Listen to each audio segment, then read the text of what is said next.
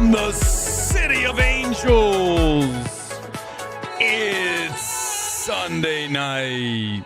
Thanks for being here. And as always, it's going to be a busy evening for us because I've got not one, not two, not three, 4 evaluations live from the City of Angels. 3 of them are Oscar heavyweights, and 1 is definitely not. As we discuss, Hamnet, No Other Choice, Sentimental Value, and Keeper. Can you guess which one is not the Oscars film? Good luck on this Sunday night. Thanks for being here.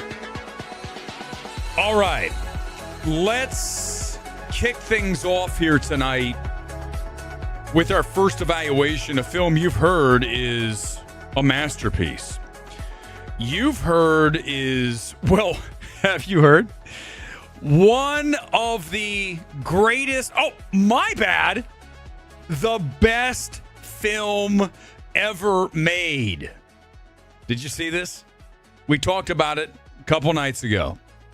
This FYC ad for Focus Features Hamnet. Not just the best picture of the year, the best film ever made. Now that is a lot to live up to. And I got news for you. Hamnet does not live up to either of those absurdly hyperbolic quotes that I've ever read in my entire life.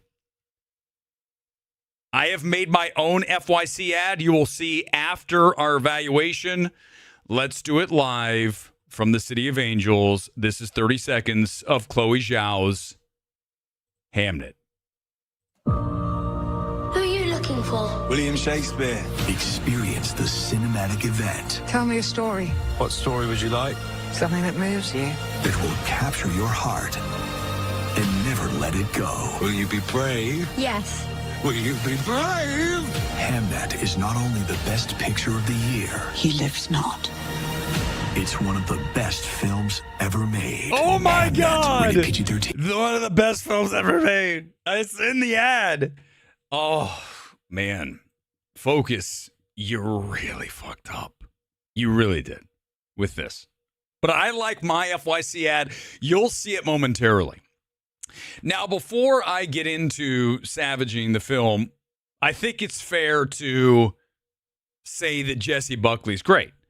I mean, go back to Wild Rose, film from 2019, when Neon had that, I would suggest to you, one of the greatest years ever for any distributor in the history of film. That was the year Parasite won.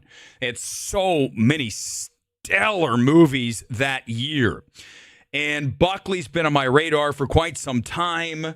She wasn't Doolittle, but just forget that. Here, she's doing Jessie Buckley. I mean, she's a very skilled thespian, and she's very strong as William Shakespeare's wife. That's where I'm going to stop with the plaudits for Hamnet. This film has near zero narrative thrust.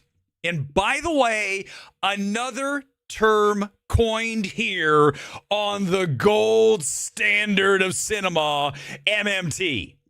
Narrative thrust. Which, as you can probably gather, means how much is the story progressing forward as you sit through this 2-hour plus slog of a film? I'll give you a hint. Not very quickly. And I am the guy who has patience for films. Look at a lot of the stuff that I recommend. You go back to one of my favorite films of 2 years ago, right? Has it been 2 years now?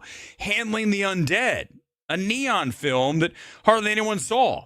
That is glacially paced, but it's a better look at misery and grief than Hamnet.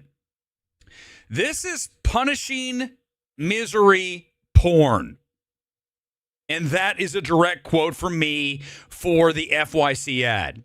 Now, I know that Focus is not going to use it, so I decided tonight that I would make my own FYC ad that you can see right in front of you.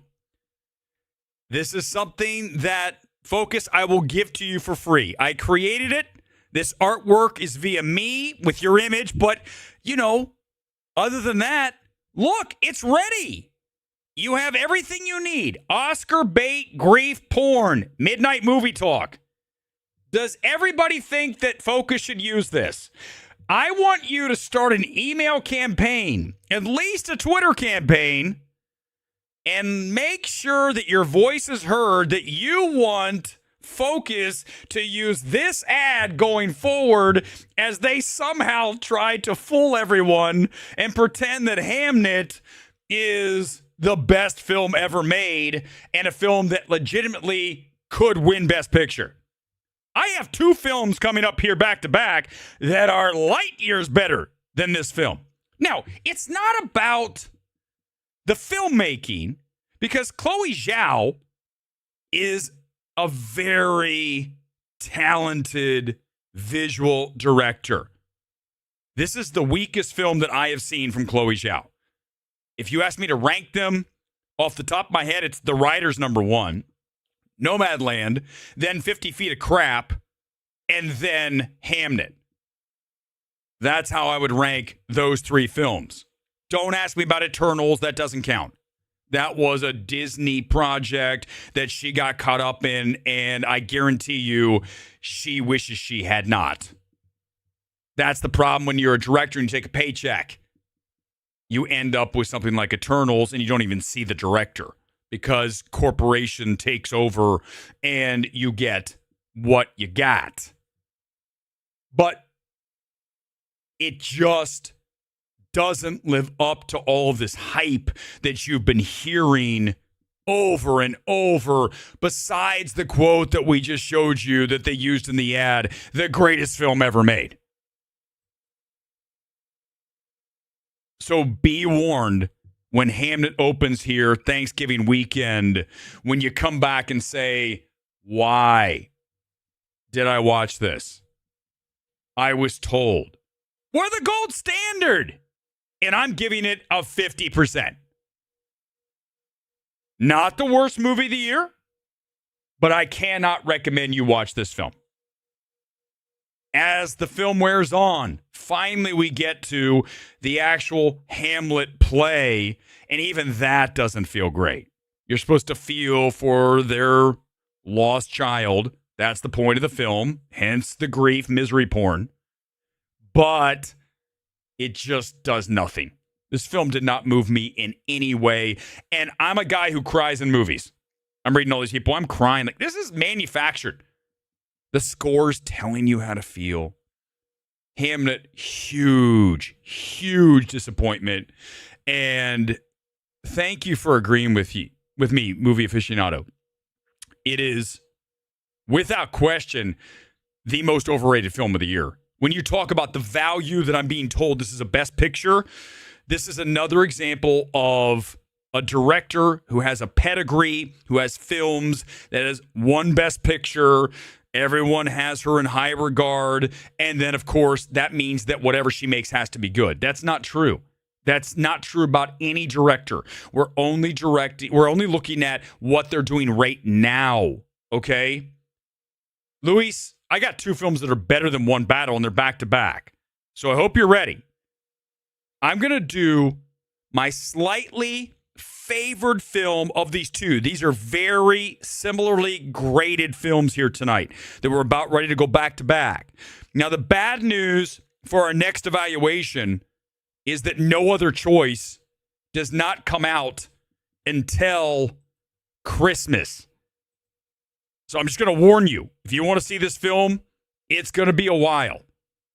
But that doesn't mean you shouldn't be stoked for when it drops. Park Chan-wook is back with I would argue, the greatest achievement in cinema this year. It is No Other Choice. Here's 20 seconds or so, and then I get into why this is, in my estimation, the best film of 2025. 미국에서는 해골을 도끼질한다고 그런다면서요. 한국에선 뭐라 그러는지 아세요? 넌 뭐하지야? 나는 내가 넌 마음으로 날 치지 않아.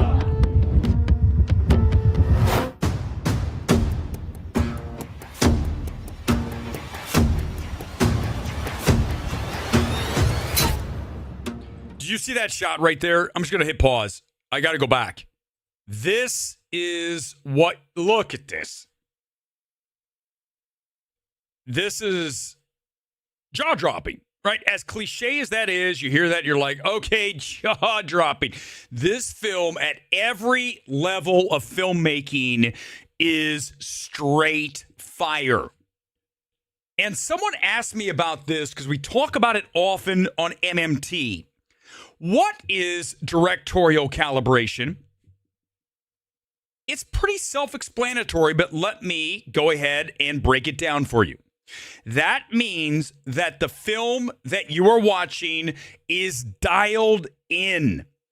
All of the elements are pretty much perfect, and the scenes are the best version they can be without excess space, wasted time. It's just really dialed in. That is what directorial calibration is. And this is a perfect example of a film that is masterful at that directorial calibration. Because there is no director working today better at scene transition editing than Park Chan-wook. And you go back and you just look at a film that was completely jobbed from 2022, one of the best films of 2022, a great year in cinema when you look at A Tar, when you look at Moon Age Daydream, and yes, an After Sun. You're talking about 4 films that are elite films, and 2022 is the greatest year of cinema we have had of recent note. And now he's returned with this film that mirrors a lot of Parasite. There's a lot of class discussion here, like Parasite. And the script is full mesh, labyrinthine. And that is tough to do. Let me walk you through what that means. Fully meshed, okay? When I have a film that has a script that is meshed, that means everything fits and it's all layered seamlessly, and you get payoffs for every single element that's introduced in the film. Parasite's a tremendous example of that. Decision to Leave, another. And here tonight with No Other Choice, the same thing. This film takes a lot of processing power, like Decision to Leave. If you're not ready to be fully engaged and thinking and comprehending, then you are going to be shit out of luck. Hamnet takes no processing power. It is so simple. And there's nothing wrong with a film like that. If it's done well, it's not, back to my quote, misery porn. I'm sorry, grief porn. I got to get my own quote right. But when you look at this film, you get these payoffs. And even at the very end, when you see this film, I'm not going to ruin it. Do you notice I haven't even talked about what it's about? Because I don't want to. That's what I don't want to do. I don't want to ruin these movies that you don't know anything about this. But at the end of the film, I want you to pay attention to the line from the daughter. That's all I'm going to tell you. People have missed that. I brought it up to Menzel, and he was like, oh, my God, you're right. It is brilliant. It is one of I would argue the best screenplay, but our film coming up next is right there. It's really close between these two. But again, I would just give the nod here. For me, tonight, if you ask me which of the films that I'm going back to back on tonight, which one do I prefer? And it's very, very close because you also have performances. You have all of the elements of filmmaking at an elite level, hence the exceptional, masterful directorial calibration. And you're talking about a 93%. But I love that final line. It's just brilliant because it tells you so much that maybe you didn't know, right? When you can do something so succinctly and brilliantly and have you go, oh, chef's kiss. This film has so much of that. And I was a little worried about the tone of this film because it is a dark comedy thriller, okay? I was initially, when I was watching this, I was thinking, I wish this were just straight drama. But go back to Parasite, right? The juggling of tones is very, very difficult to have full command of. And what do you need to be to do that? A masterful director. Now, leave Mickey 17 out of this. I don't ever want to. Let's just pretend that didn't happen, okay? It's best to just memory hole that shit. Let's go back and look at how Parasite was calibrated and to go through that really jarring tonal shift at the end of that film. But then, right, when you think, I don't know if this is working, to pull it out, and that end is just, and same here. Initially, I had my doubts. I'm like, I'm not sure if and then when we finally get to the close and we get the wrap of how this journey that is just so expansive, and again, so many characters and the direction and the edits and the cinematography, everything. This is why you go to the movies. I can't wait for you to see this film. I will rank it later. I want let me just, because I'm in the mood to get right to the next film. But if you ask me right now to rank these, man, that's hard because Old Boy is just disturbing. But that's difficult. I got to ruminate on that. Let me think, and I'll get ready for our next film. By the way, 93% is our score for this. And again, I think this is the greatest achievement in cinema this year.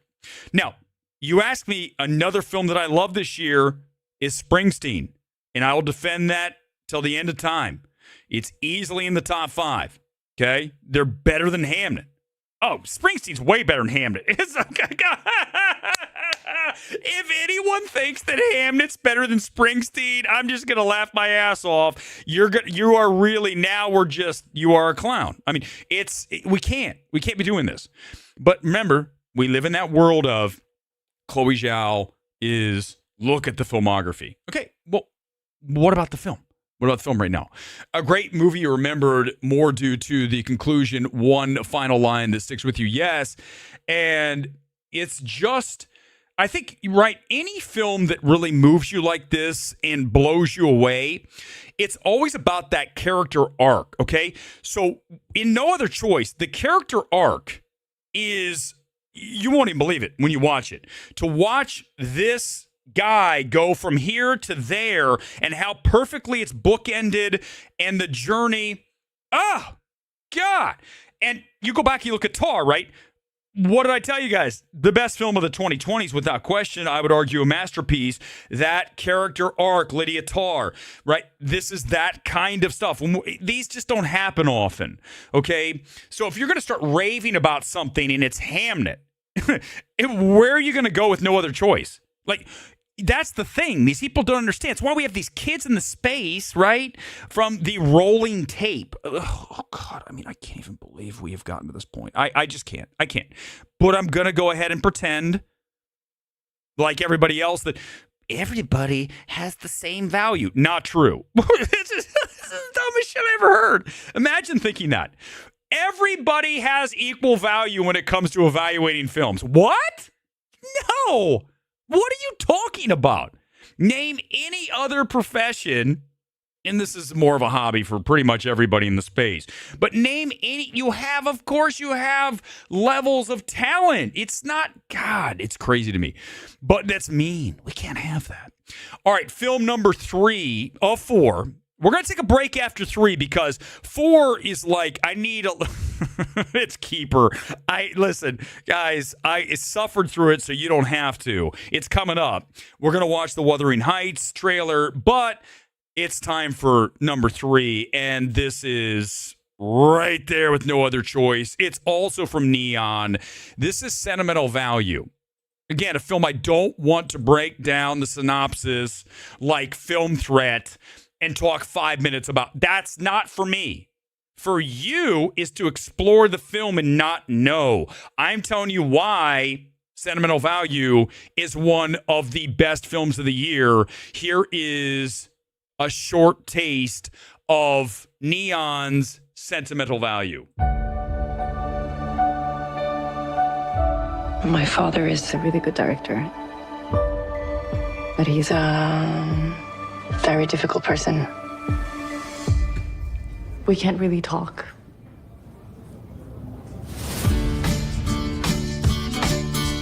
Mr. Ford! Thank you for coming. You working on anything new? Something like that. Kollar du på pappa? Den andra tycker eller här, tror du? Går det bra? Ja, det går bra. Ja, det är väldigt tufft att vara skådespelerska, förstår du. Självförtroende och ditt behov av uppmärksamhet är olidligt. And here's the thing, right? This film deals with depression and daddy-daughter issues, but yet is a life-affirming film because you know what you have here? You have fully human characters that are perfectly sketched on the page, and when you get them on the screen, I feel like I'm watching a real family inside a historic house as they go through the trials and tribulations of their relationship over time. And that speaks to a screenplay that, again, is right there with no other choice as a completely meshed screenplay, a.k.a. everything pays off. All the characters are connected in ways that maybe you don't see coming, and then the payoff is there for you. And because of the performances that are across the board, the best of the year in one film. If you ask me what film is your SAG Ensemble winner, it is not, most assuredly, One Battle After Another. It is Sentimental Value. And the fact that some people are going to miss on that speaks again to how we have a bunch of people in a space that don't know how to truly, objectively evaluate performances and films overall. And you know I'm right about that. That's the reality of the world we live in. There's only one gold standard, and the man's on the mic with the pink background tonight. Matching the kit and the sunglasses, because it's Sunday night. The shades are on. This film is, without question, right there with no other choice as the 1-2, and I'd put Springsteen at 2, 3 at the very lowest of the year. I don't care what you've been told. The ace is right as always. 92% on Sentimental Value. And by the way, this film is coming to you in the next couple weeks. They platformed it very small first weekend, second weekend, a little bit wider on the aperture. And now I think next weekend it should be close enough for you to see. This is a better film than Yoakum's last film, which was Worst Person in the World, right? This is a better film. You put these two films head to head, it's Sentimental Value without question. Direction is there. Really nice touches. It's got everything. And like I said, you're talking about a 1 percentage point difference between No Other Choice and Sentimental Value. Neon, I know we've had our issues, but you have the 1 and 2 film of the year. And if both of these films are not in Best Picture, and I know Sentimental Value is in for sure, but if No Other Choice is not in the top 10, I will stop watching the Oscars. It's over. It's not a Best Picture. I'm not going to talk about this shit anymore. You missed on Decision to Leave, where it wasn't even nominated for like foreign. I'm not talking about international feature. I'm talking about as a Best Picture, because Sentimental Value is also an international feature because it's mostly non-English. The trailer does a nice job of covering that up, but it's fine. You can read subtitles. Sentimental Value is excellent. Yeah, she and Stellan, both of them, two of the best performances of the year. And like I said, the ensemble across the board. Elle Fanning, hell of a lot better in this than Predator. She plays the actress.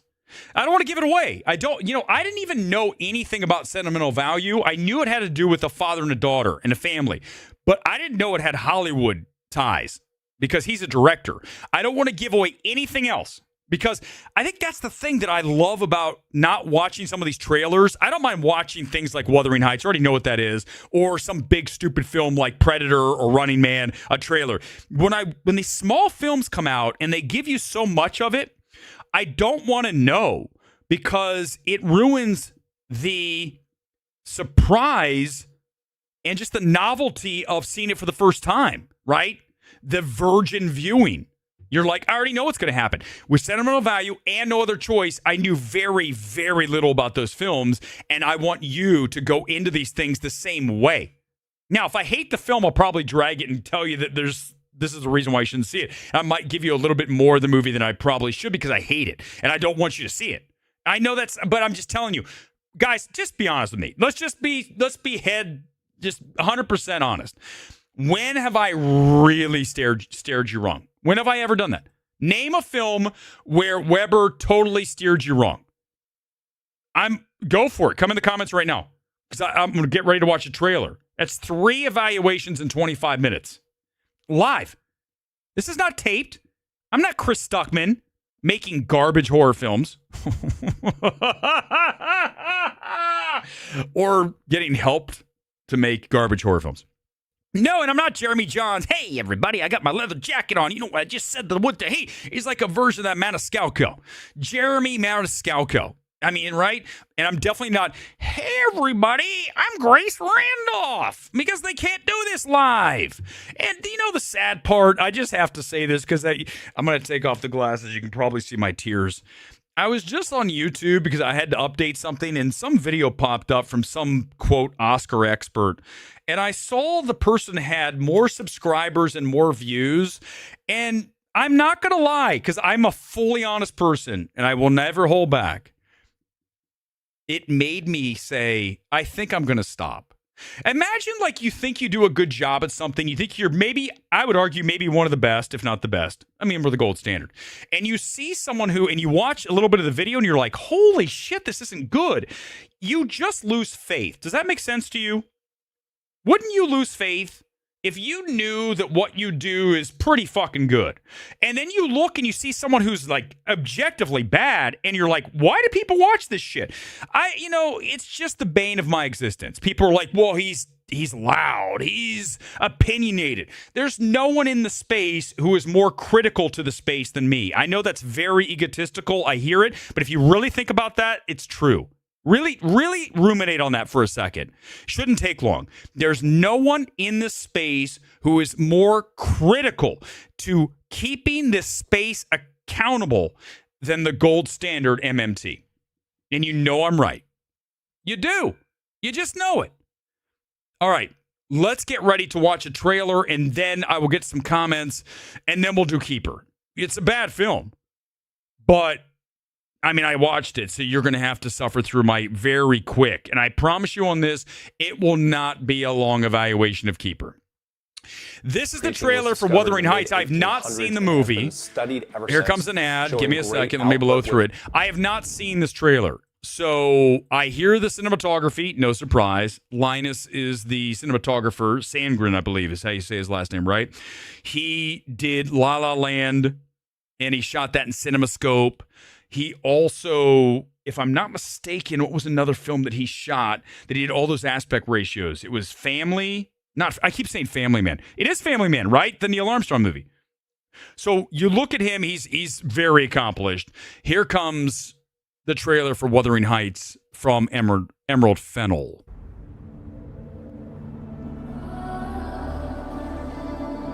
What should you do, Heathcliff? If you were rich? This feels very Hamnet-y. No, it does. It is, but this already looks better. Hamnet doesn't even look that great. It's not a cinematography. Nope. No. Production design and costumes, but that's it. Suppose I do what all rich men do. I mean, it would make sense why Wuthering Heights looks like Hamnet, but I'm just... Live in a big house.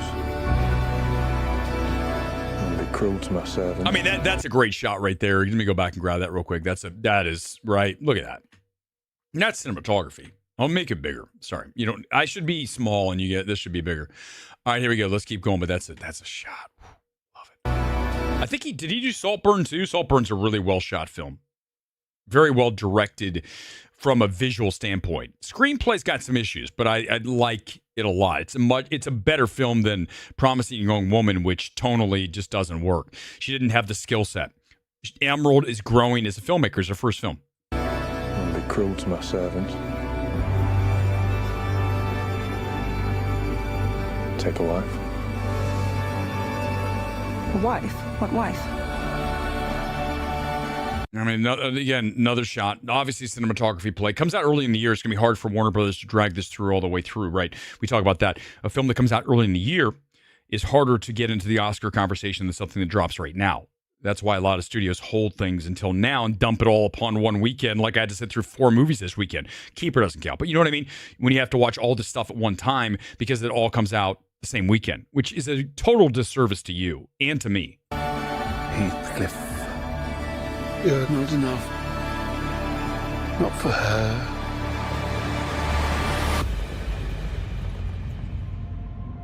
Mr. Linton I like the font choice. I'm a font guy. asked me to marry him. Heathcliff is gone. You must accept it. Again, more stunning cinematography. Right, if you're going to shoot a film, especially something epic in scope like this, period piece, make it look great. And so often you watch stuff that isn't. You go back to a film like A Mary Queen of Scots, just not as great as it could have been. Cinematography was average, slightly above. This right here is going to draw you in from a visual standpoint alone. But again, you're talking about one of the best cinematographers working today.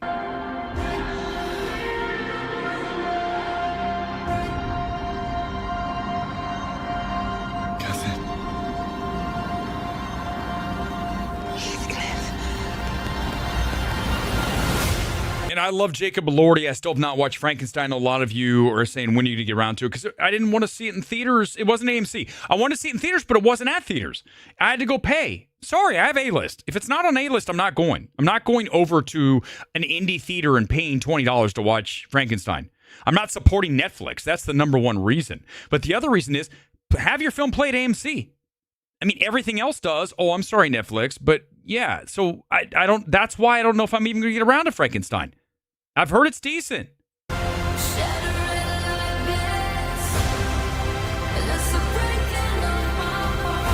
Why did you leave me? What's this track? I like the track. Is this from the movie? Whatever this track is, I like. I'm into it right now. As you betray your own heart.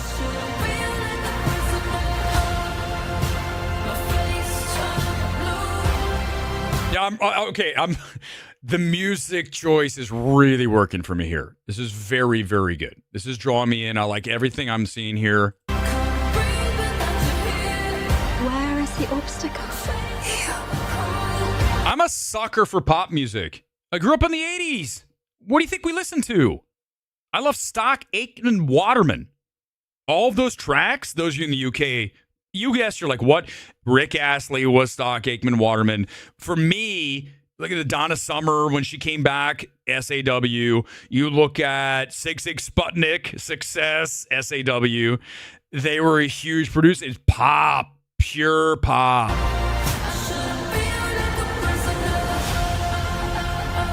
Whatever our souls are made of, isn't mine not the same? Someone tell me what this track is, because I really want to listen to it like now. I might even pop it up and talk at the end. This is how much I like this song. Stand for that fiend. I will not have you near her. Did you think it would stop me? Listen, if it's possible to glaze a trailer live, I would be doing it right now. While it is possible, I just don't want to have the channel taken away from me for doing that, okay? I'm not Jeff Snyder.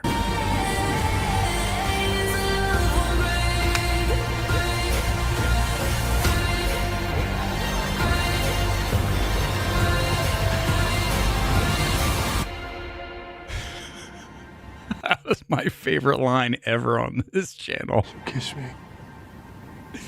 And let us both be damned. I'm going to give that an A+. This is one of my favorite trailers I've seen in a very long time.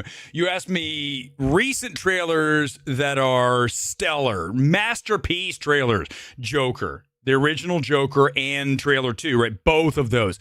Warner Brothers again. Warner Brothers makes great trailers. Forget about One Battle. That's a mess, right? Remember that first trailer? It showed you the true tone of that film. And then they made the second one and they made it darker, even though the film isn't that.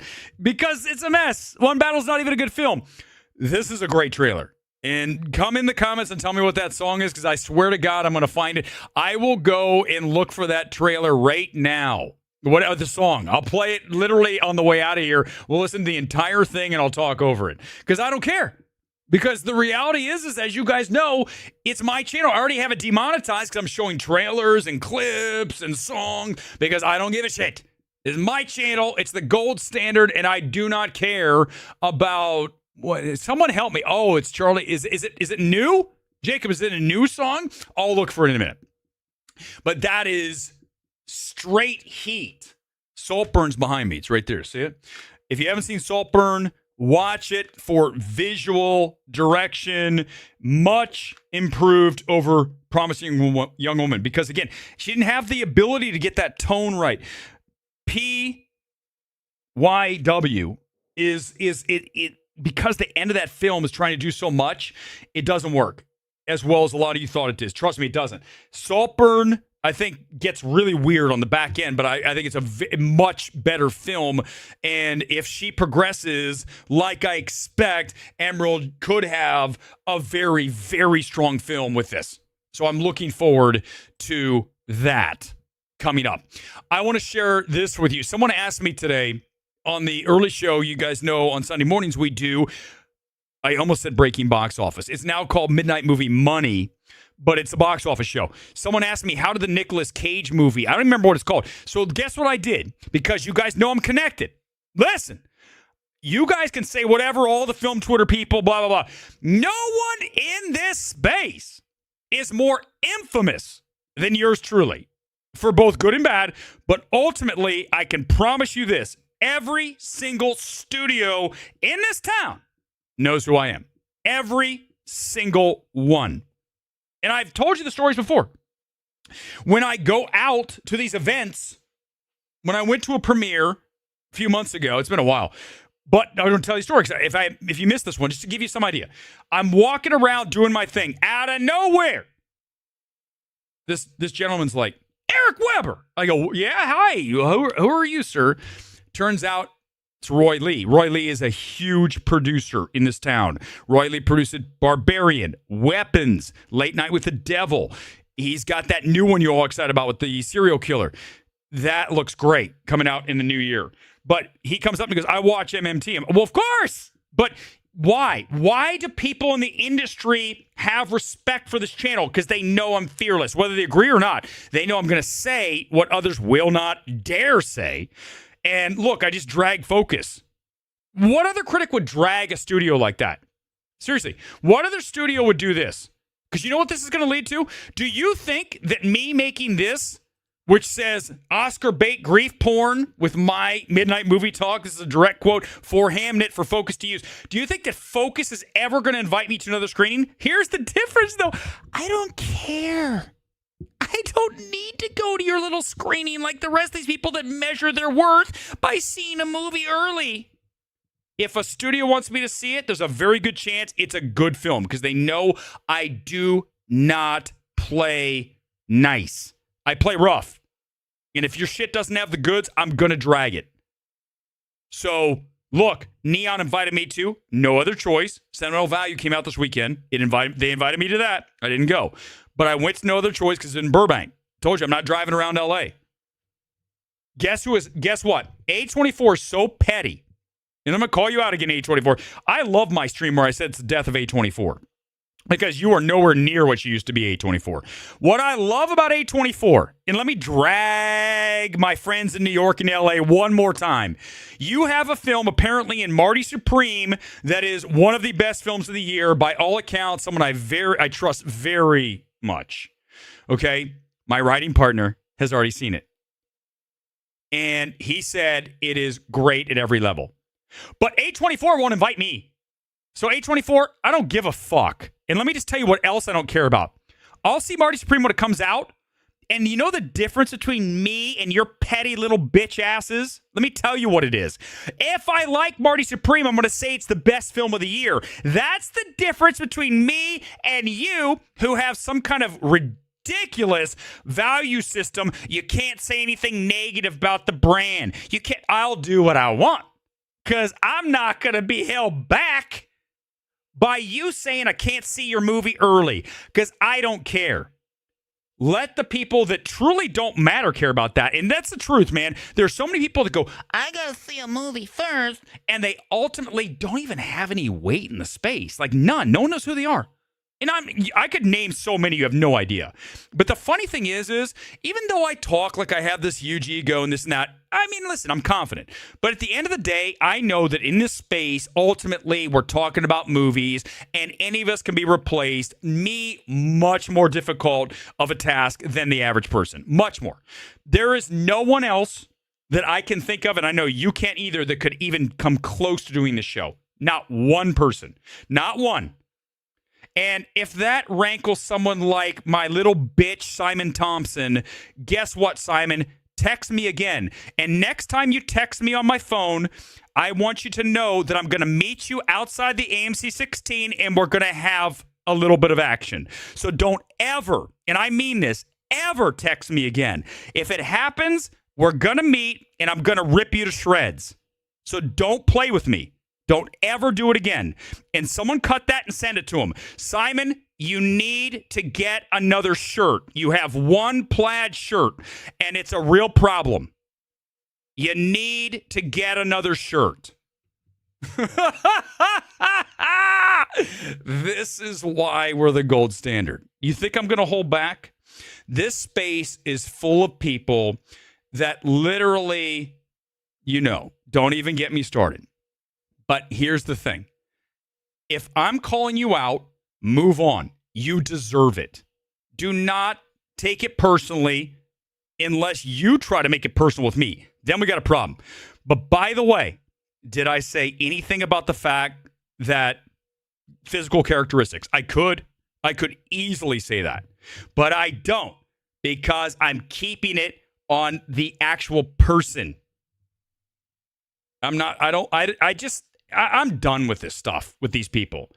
And the fact, the crazy thing is that there's so many people that have such a lofty self-importance that it's really wild because the reality is the value is so low, but yet if you ask them, they would say, look, and it's like, I'm from the old school, you earn your stripes. You do things. You have to prove yourself. You do not just get it handed to you. It doesn't happen like that, man. It just doesn't. But here, dog catcher, the thing is like this, right? I'm not going to go out of my way, but if you're going to come after me, That's a big fucking mistake. Do not do that. Okay? I'm not the guy. Okay? I live this. And when I say not the films, I actually do the work. I keep myself in tip-top shape. I know my shit. So don't come after me for anything. Because if I am, it's because I'm coming after you. It's because you're a shill. It's because you are a disingenuous person. And you know what? Say what you want about me. I'm not disingenuous. 100% authentic. And that's just what it is. All right, let's. I'm sorry, I got to go back to this. Let's go and look at this chart because I was going to show you guys the movies this weekend and what did, what? Someone asked me, how did the Nick Cage movie go?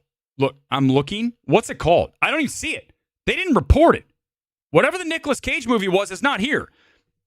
I need a fucking microscope to look at this shit. What is this? Okay, here it is. Okay, so look, I'm all the way down to film number 38, which was Peacock. The hell is Peacock?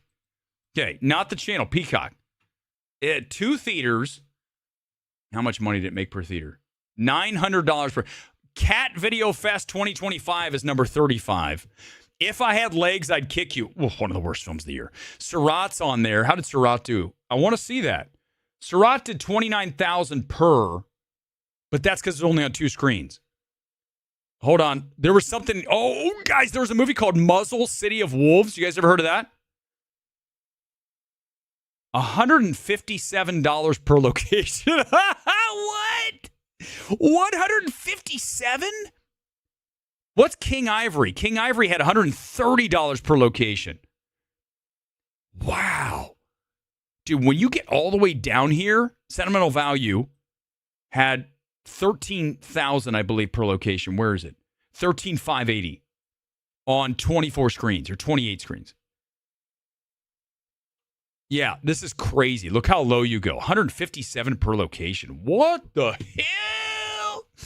All right, hold on. There was something else I wanted to get to. I feel like, listen, man, we just did, it's 46 minutes in. Look how much I've put on the show. This is we're the number ones. Why we're the gold standard? Let's check out the red carpet tonight. You guys want to go down to the Academy Museum here in Los Angeles?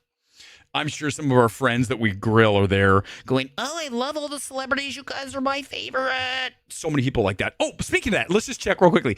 Do you think our friend Rachel Weissman has tweeted about Glenn Powell today? Oh, you guys want to take a bet? Everyone, real quickly, come in. Has Rachel Weissman tweeted about Glenn Powell? You guys come in right now and tell me. We're going to check. This is the live Glenn Powell, Rachel Leishman check.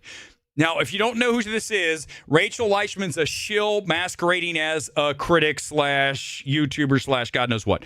And here's what I'm going to tell you. Nobody is more of a really, frankly, frightening stand for someone than Rachel Leishman and Glenn Powell. So let's find out. Do you guys think she did? Yes or no? Come in quickly. Did Rachel Leishman tweet about Glenn Powell today? Here we go. We're going to find out. Rolling down. Figure skaters. Oh, okay. There's our cat. That's fun. I just do a whole stream like this. Just randomly check out people's Twitter page. Okay, let's find out. Hold on. Oh, there it is. 2 hours ago. Looky. There it is. Every time there was a shot of his arms, I kept thinking this is a movie about arms. And look, it's about Glenn Powell's arms. I don't know. I think I got him. I don't know, guys. I think I can hang with Glenn Powell's arms. Is that fair? I'm the only guy in the space who could even have a chance. Right? Come on. It's fair. Okay. Anything else? Just one today? No way. No way. There's got to be. There's 2. 4 hours ago, I got punched like 20 times in the shoulder blades at the 4DX and it ruled. She's still pimping for the film that bombed with $17 million this weekend. Thank you. I appreciate it. Well, listen, here's the deal. I'm trying, Jason. I'm trying to help people out. All right, that's enough of her. Let's go and check out the pictures here. Let's see who's at the Governor Awards tonight. That's Ariana Grande. She is really, honestly, let's talk about it. She's emaciated, right? She is borderline. there's something that's not a normal look, right? That is borderline anorexic. If not, Jennifer Lopez, on the other hand, curvy, looks great. I got a selfie with her when I was still doing that. Jennifer Lopez, smoking hot. Really hot. I'm not going to lie. I glanced down and looked at her ass. It was right. She was right there. Do you think I'm not going to look at Jennifer Lopez's ass? If I'm standing, like, literally, she's in the picture with me. I had to look at her ass. Whatever. You don't see me tweeting about Jennifer Lopez's ass every day like Rachel Leishman. Well, you know, but not... forget it. Jennifer Lawrence looking really thin. Jennifer Lawrence loves to show herself naked now. Have you guys seen Die My Love? I told you it's a decent film. The direction on it, I know you don't love the screenplay, but the direction's awesome by Lynn. Who's that? Who is that? Oh, what? I forget her name, but yeah, that's her. There's Elle Fanning. There's Leo. Always just kind of basic tux. I mean, I'm not saying there's anything wrong with a basic tux. Let's see what else. Who's else down there tonight? Joel Edgerton. I gotta Rita Wilson. Takes me a second. You understand? I'm doing this live. I don't know who's that. Who the hell's that? I have no idea. Help me out. Who is that? I have no. That's what's her name from the what's the name of those? Divergent, right? Is that Jeremy Strong? I can't tell who that is. It doesn't say who it is. Oh, it's over here. It's on the right. It is Jeremy Strong. Hold on. Lily Reinhart. I don't know any. I've never seen her in anything. That is Jeremy Strong. I didn't see on the side it says who it is. My bad. Bill Kramer, Stellan Skarsgård from tonight's MMT evaluation. You all know him from that. Alexander Desplat, very overrated composer. Tia Carrere, going back to the 80s for that. William H. Macy, he's in Running Man for like 5 seconds. Diane Warren. Oh, just quickly, can I just mention Diane Warren's awesome? I've met her out and about. In fact, quick Diane Warren story with the Ace. So during one of the award seasons, it was the year that, it was 2019. So 2019, I go to every event. Listen, if I got a medal for every event, like who went to every Oscar event in 2019? Parasite and all these films. That was me, Joker. I went to every single one. So I ran into Diane Warren at the Rocket Man premiere, and I know Diane Warren wrote so many 80s and 90s songs, right? She was like the queen of the writers of pop music in the 80s and 90s. And I knew a song that she wrote that no one else really knew, and that's what I specialize in, right? If I'm going to talk to someone, I'm not going to mention the obvious thing. I'm going to talk about something a little bit different, not because I necessarily want to, it's because it interests me more, right? It's kind of like this channel. It's niche. So what did I hit Diane Warren with? I go, you know what I loved? I loved the song by Kathy Tricoli called Everything Changes. And if you ever remember the song, it was a top 10 song in like the early 90s. She looked at me and she went, my God. She goes, that's throwing one back. I go, yeah, right? That's a great pop song. She goes, yeah, I remember that. Right? Because here's the thing. And at that point going forward, if I see Diane Warren, she knows who I am. She does. And here's how I know. She invited me to her house on the night they were doing Oscar nominations. She has a party at her house in Beverly Hills. I'm not telling you guys where it is because you'd all go there. And I pull up with my friend Jerry, who's awesome. He's the weather guy out in Palm Springs. Jerry's one of my old school friends. And Jerry and I pull up and we're starting to walk in. And Jerry used to be a DJ in the 80s and 90s. He was big. He's a great guy. But anyhow, I looked at him as we're walking into the house. I said, did you ever think that we'd be walking into Diane Warren's house on Oscar nomination night because she has a party every Oscar nomination night to see if she's going to be nominated? And the nominations come out, as you guys know, at like 5:30 in the morning here in LA. So I go in the house. It's like 11 o'clock at night. It was after the Critics' Choice Awards when I was still a member of Critics' Choice. Thank God I'm not anymore because I have absolutely nothing to say positive about Critics' Choice anymore. But at the time, so I go go in, and she has all these pizzas stacked up. She's like, grab a piece of pizza and hang out. So my friend Jerry and I were sitting on the couch, and there were random people coming in. Some famous actress, I forget who it was. I honestly don't remember. Someone was right there, and they're like, hey, we were just talking, and we were at Diane Warren's house. That's the life of the ace. Do you want to, I'm telling you guys, these stories sound totally made up. That's the thing that's fucked up, is that I've done this shit, and it doesn't even faze me, because there are people. Diane Warren's a person, and she's really cool. She's eccentric, but grounded. And I love talking to her. And obviously, if you know the history of music, she's one of the most famous writers of all time. So when I had a chance to hang out at her house, so I lasted until about 3 a.m., okay? And at 3 a.m., I was starting to doze off. And she was literally like, you can stay. People stay all night, fall asleep on the couch.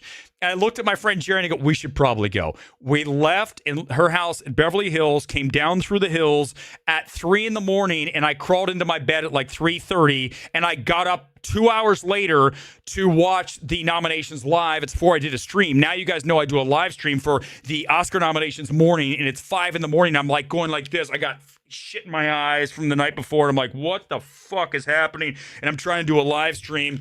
And I'm just like, where are we and what year and day? That was me that morning when I woke up after going to Diane Warren's house. So these are the stories you get from me. Oh, you want to talk about, let's do it. That's a great idea.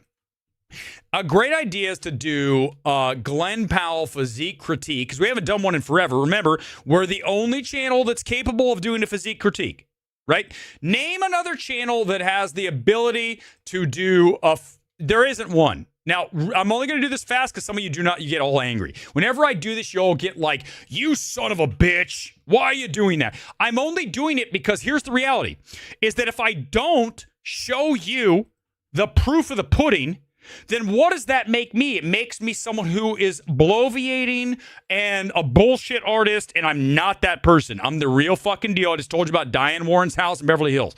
So quickly, just is not going to take long. We're going to look at Glenn Powell shirtless, okay? And then we're going to, and now, but hold on. Now, give me a second. I'm going to put in Running Man. And then we're going to talk about his physique. And just quickly, so you know that I know what I'm talking about. Hold on, here it is. Give me a second. I'm pulling it up. Okay, first of all, just so you know what I'm talking about. This is me, and that's me shirtless. Now, that's it. It's all you need to see. I'm just proving myself, because you all get all like, well, we're showing off. No, I'm just doing it because no one else can do one of these. That's why I had to show you, because otherwise you'd be like, who's this motherfucker up here talking shit about someone's body? He's not even in shape. He looks like a squid. He looks like Jabba the Hutt. He's a mush. He's a pile of fucking mush. No, I'm not. I'm rock hard, baby. Not right now. That'd be fucking weird, right? If I had like Pornhub in one channel. There's probably been a streamer who's done that, right? For shits and giggles, right? As he's streaming, he's looking at X Hamster. That's not me. I haven't done that. But so I've earned the right to do a physique critique. Is that fair, guys? Please say yes, because it's true. So this is the physique critique. Do I still have? Oh my God, I haven't done one in so long. I got to make one. Give me a second. Hold on. Physique. I'm making a thing. Give me a second. Okay, here it is. It's the physique critique. I think I spelled it right. I just literally punched that in. Now let's have a look at Glenn Powell, and we'll talk about what we got. Okay. He's got a nice 6-pack. I like it. Might have been okay. He's got, first of all, can you see in here? Let me just zoom in so you can see. I can see he's got a nice back. See how we've got that fan shape coming in here? That I can't make it any bigger. Right at the point where his arm's coming down, his stomach. That is the lat. His lats look good. His arm he's making look a little more cut by jamming it up against his body, right? But he's also got some baby oil going, or posing oil, so that looks better. And then over here, I see nice delt action, pretty good rear delt. I've got nice bicep. I've got pretty good tricep. He's got big traps. He's a shorter guy. I've met Glenn Powell. That's the thing, right? Where else are you getting this? You're not getting it from the guy with more subscribers and more views than me. They have more than me, but they're not getting the truth. They haven't sat at a table with Glenn Powell. They haven't been to Diane Warren's house. They haven't had Elizabeth Olsen basically make gaga eyes at you for an hour. You haven't had that. But I've had that. But no, MMT will forever be this random channel that just is the Riddler's channel from the Batman. You know that. If you've seen the Batman, you know at the end he's got his... Okay, so here it is. I would give this, I would say he look... Is that even him? Look at the side. It's got to be him. They wouldn't have a stunt double. His face... No, okay, there. See, these are big traps. Really big traps. Now, I'm not going to accuse Glenn Powell of using, but let me just say something this is something I learned. Apparently, when you're taking the tren or some kind of substance, I do not, and I never have, and if someone wants to, they can pay for the test. I'll go take it tomorrow. I have never in my life touched anything other than creatine, glutamine, whey protein, BCAAs, and that's right, that stuff. I've never once taken anything of an enhancement type level. But what they say is when someone wants to get in shape and it's quick, you're going to get traps fast if you take tren, if you take TRT, if you take some kind of growth hormone. And there's a lot of it out there. A lot of kids are taking. A lot of the influencers are definitely on it. I have busted my ass for 20 plus years in the gym. That's from hard work. Okay, and eating right. But ultimately, I'm just telling you, if you have traps like that, it's a little bit of a tip-off that maybe he had some help. He looked good before, but he's looking a little bigger. That doesn't mean he couldn't have done it himself. I'm just pointing out that when you have traps that look like this, it could be a situation where he's getting some help. Okay? And by the way, if you want to see, great, just so you know that I'm not on steroids, look here. Can you see? Do I have huge traps? I do not have huge traps. Do you see that? Those are not huge. I admit that. I don't have huge traps. So he look, those are big traps. So I'm cleared, right? I'm cleared. Not to the Jeff Snyders of the world who have the body of a woman. I mean, literally, like, no definition. And the thing is like, right? Like, that guy's like, you take steroids. I'm like, bro, first of all, if you actually went to the gym, you'd know that you don't have to take steroids to look like this. But if I had traps like this, you could say that. No, I'm not, bro. No, I just said, listen, coach, if you pay for the steroid test, I'll take it tomorrow. And it'll come up 100% clean. 100%. They'll be like, what? All right, let's go listen. We're just about done. I've done every. This is another like, what is the Webby Awards? What's an award for podcasts? For shows, for streaming shows. I feel like if you took one of our hours and you put it up against someone else's hour by themselves, I think we'd win. I don't think there's anyone who could compare. It's not that Hassan, oh my God, that guy. How the fuck did that guy become someone? That Hassan, what's his name, who just, railed on Jews and all this. I don't even get into that shit, but you know what I'm saying? You know what I'm talking about? That guy is a piece of shit. He's got his dog and he's like got a shock collar on him because the dog's always in the shot. That guy's mentally disturbed, okay? But yet that's a big fucking deal. But Weber, who's like salt of the earth, but literally like a decently good human being. No. You're just not, you're such a, oh, is that right? What a surprise, Mount Fillmore. What a fucking surprise that Hassan guy is a fucking Nepo baby. That's the thing. I'm not a Nepo baby. Damn it, man. Why couldn't I be a Nepo baby? I'd be a lot further in life. I wouldn't have to make art like this. First of all, I want you all to acknowledge that this is gold. Like, of all the things I've ever done on this channel, to play off of this ad that said Hamnet is the best movie ever made, best film ever made. And then I said, no, it's actually Oscar bait grief porn. And I created this. If there's nothing else that I've ever accomplished, I want acknowledgement that this is gold. Well, okay, maybe Sodfig. I don't even know. Listen, I'm just going to tell you something. I'm not going to get into Israel and Palestine. I don't even want, it's not that I don't have political views or I don't want to do that. I want to rail on shills. I could talk about some issues, but I don't want to talk about Israel and Palestine. Whether it's true or not, I'm just saying the guy's bad. The guy's shit. He's not even good. He's like miserable. Like, I come off right. I understand that at times I come off as nasty and maybe miserable, but across the board, if you watch a stream, you're like, he's full of life. He's just animated. He's very passionate. That's what you'd say. That guy has a darkness. You can feel it. I told you guys, if there's ever a spiritual war and like the creator decides who's on the forces of light and the forces of darkness, there is not even any doubt, and I think you guys know this. I am on the side of light, and I'm going to be like at the front of the fucking thing like 300, okay? No one is more fierce. Nobody. And that's what scares people, the people I've dragged tonight, the people in the space that don't like me, because ultimately they know deep down inside when they watch what I do, they go, this guy is different than me. I'm not as good. And I am better than you. I'm better. It's true. And listen, you might be better at me at something else. Okay? Right? I'm never going to be an NFL cornerback. But when it comes to evaluations, no one is better. And they know it. And that's why they get all bent out of shape. Because they know ultimately they don't really measure up. And it's like, the thing is like, I always appreciate someone who's got talent. I don't ever say, the people I drag is because they're not good. Like I mentioned that YouTuber I came across that was really not exceptional at any level, and yet had more subscribers, not as many views overall, right? I talk about this all the time, and it's fine. It doesn't matter. I just like to mention this because it's kind of interesting. So even though we don't have the highest number of subscribers on Midnight Movie Talk on YouTube, our views to subscriber ratio is very, very high.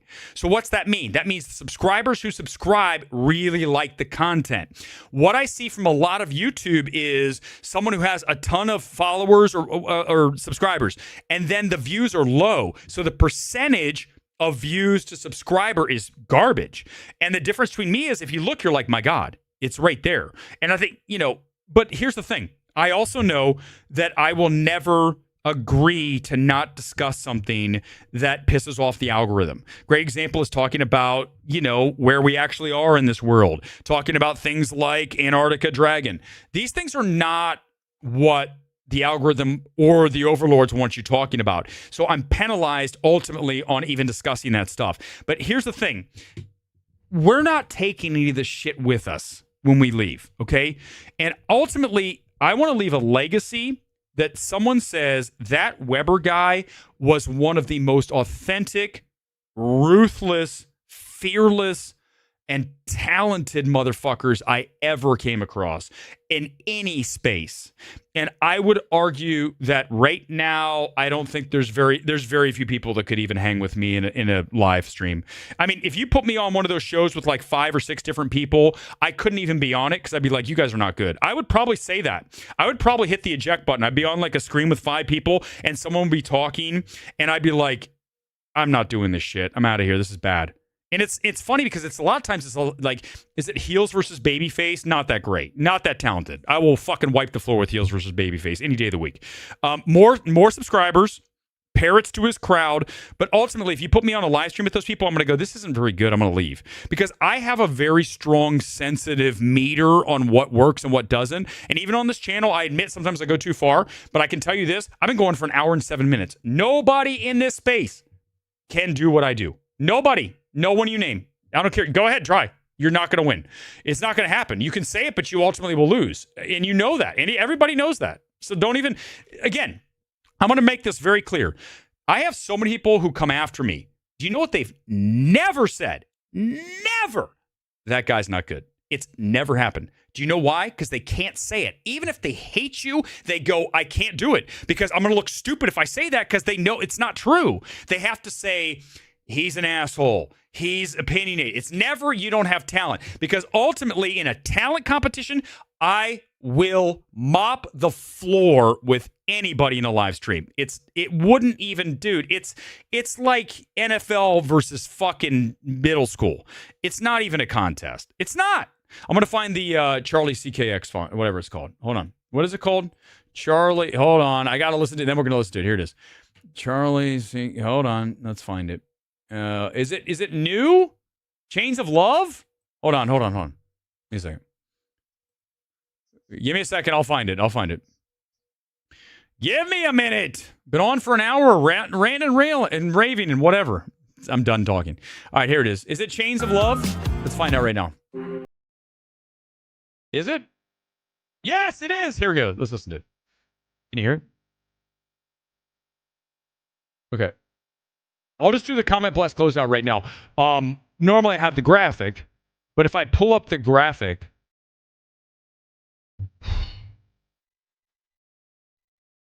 Hold on. Dude, I'm so into this shit. I love the production. Listen to that. Listen to the spatial aspect of that right there, right? Wow. This stream brought to you by Walmart. Sells for the best in the world. Oh, yeah. Yeah. Oh, yeah. Love it.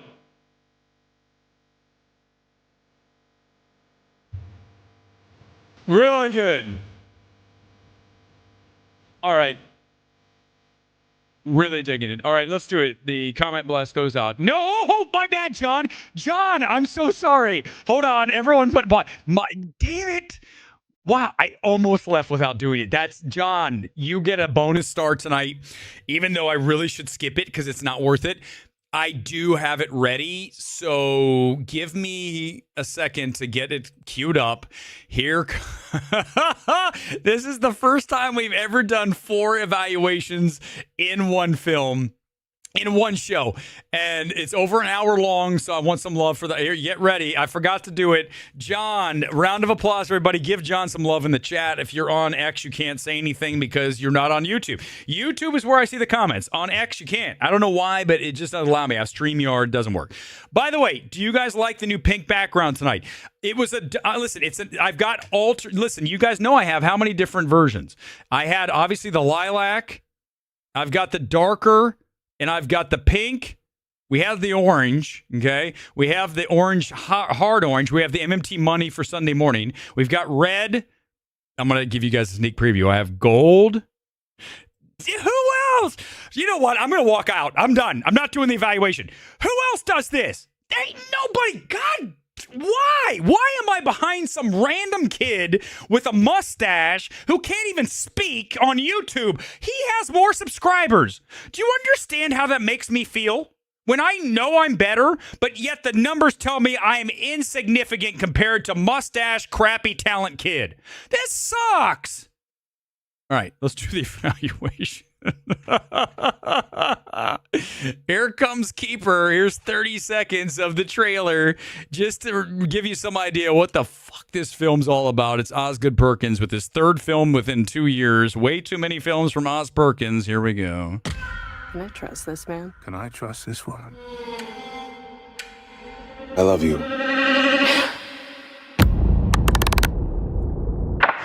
This place isn't right. 15 seconds. 15 seconds. I'm worried about you. You say that to all the girls? Boom! Okay, a dark trip from Osgood Perkins. A very boring fucking trip from Osgood Perkins. The first hour and 15 minutes of this film, I resisted the urge to walk out. Now, let me be, because I am fully honest. I saw this at the AMC 8. The beauty of that theater here in Burbank is that if you sit in the back row, there is a big open space behind you that you can wander off to and get on your phone, and no one in front of you will ever know otherwise. I would never pull my phone out in a movie if it was blocking or within the view of anyone else. But at the 8, you can go to the back and it's almost like a little hangout area where I can be on my phone and still sort of glance at the movie. That was me 20 minutes into Keeper. I was in the back of the room on my phone going, this is hell on earth, because you have some suspect acting. This was shot during COVID, SAG strikes, that time period. So they use Canadian actors who suck. And the dude in this film is so bad that I think they ADR'd his entire film. I don't think it's his voice. It's not organic with what he's doing on the screen. You know, I'm really tuned into ADR. If you want to know what that is when they go back in and they dub a voice that didn't get captured in the organic filming of the scene with the boom mic. They go in a studio like right now, and you do the lines here. And the problem is it always feels like I'm in a studio because it's not the same as that room. The acoustics are different, okay? So when I watch this film, I'm like, ADR. You want to watch a film that has a ton of ADR? You guys ready? Go watch Doolittle. I called this out when I saw it. It is why we're the gold standard. If you want to see a film where an entire performance is ADR'd, it is Robert Downey Jr. in Doolittle, because whatever accent he did when they did the film, he didn't like, and he went back in and redid every single line with a slightly different accent. The film's so bad. But ADR, that's why the Ace is the gold standard. The last 15 minutes of this are bonkers. Almost makes up for the first hour and 15 minutes of total inert nothingness. But the last 20 are bonkers.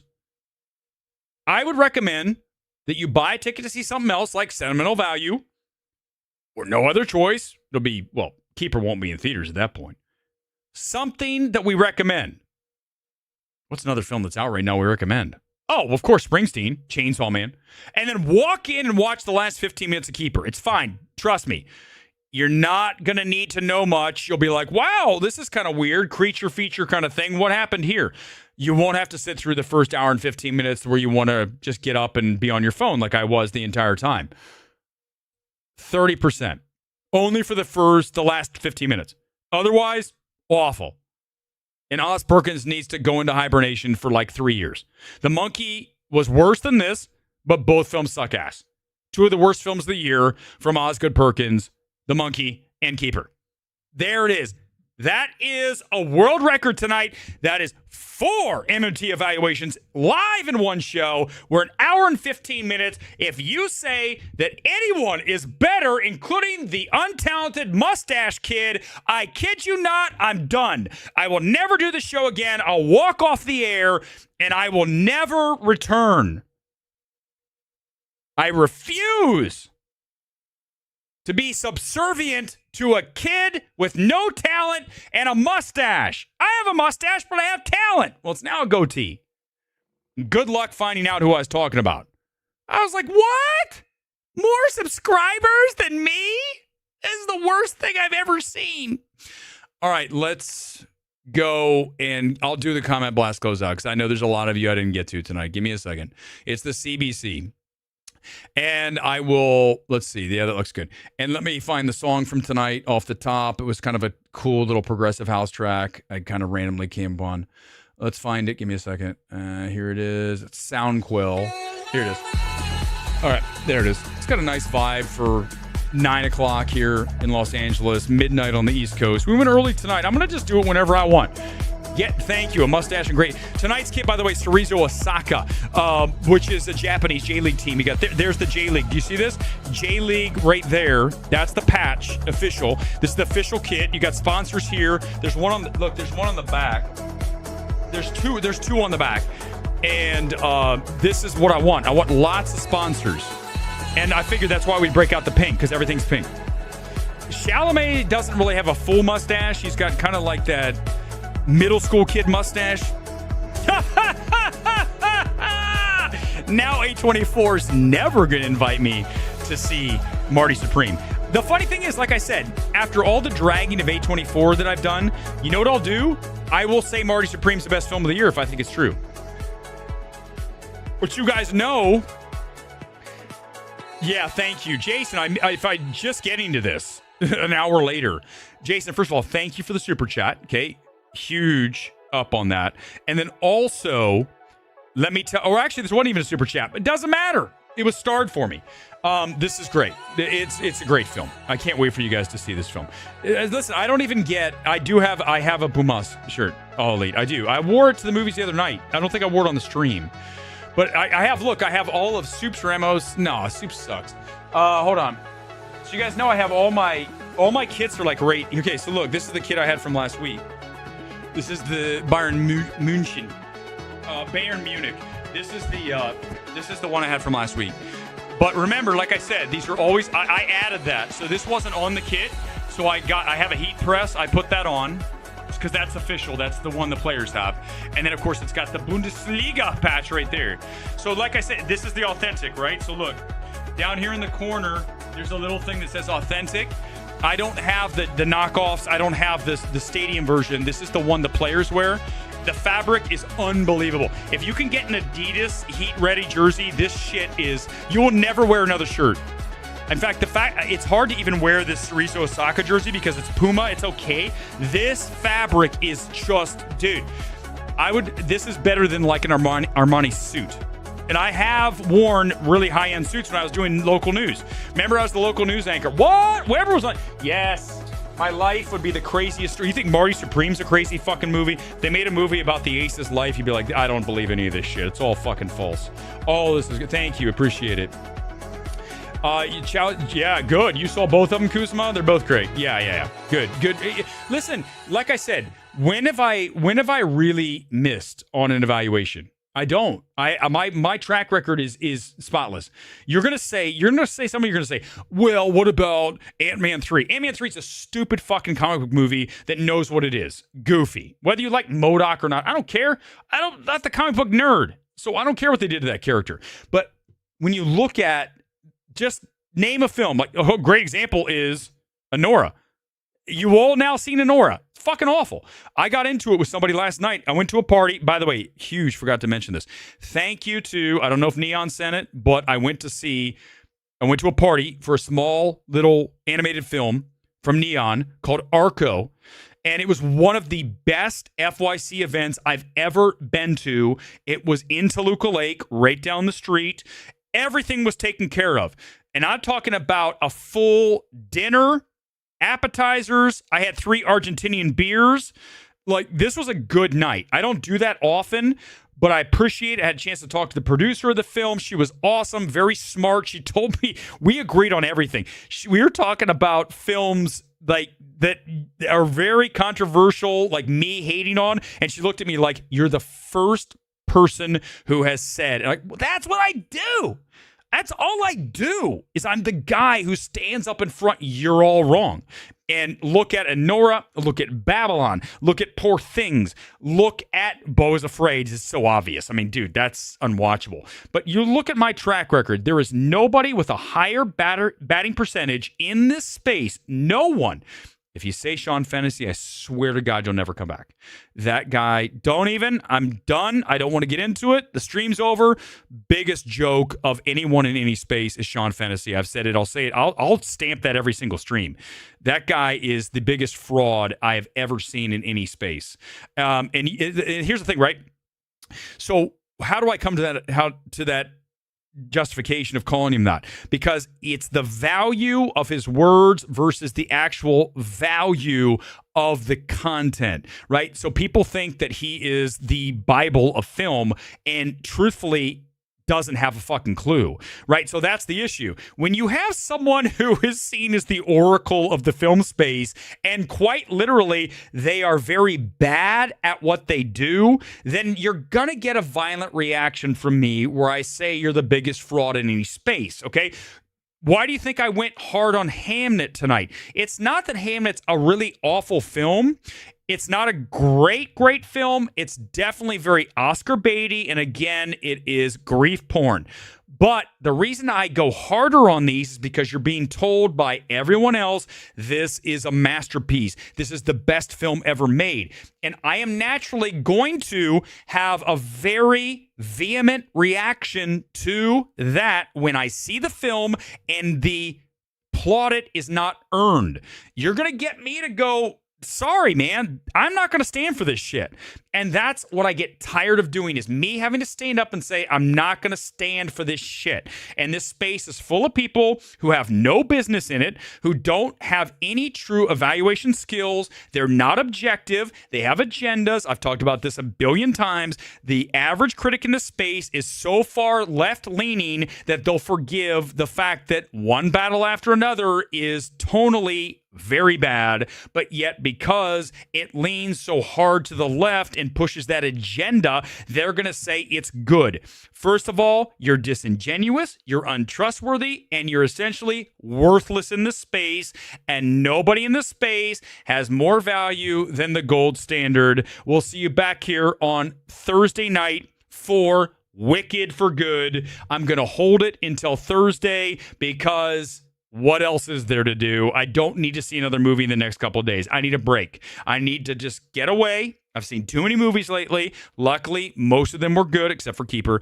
And now I'm going to detox, chill, come back on Thursday. Big stream, Wicked for Good. Big fan of the first film. Hopefully the second lives up to it. I think it will, because you've got the same director, which I praised very highly on that first one. Production design, world building, same thing.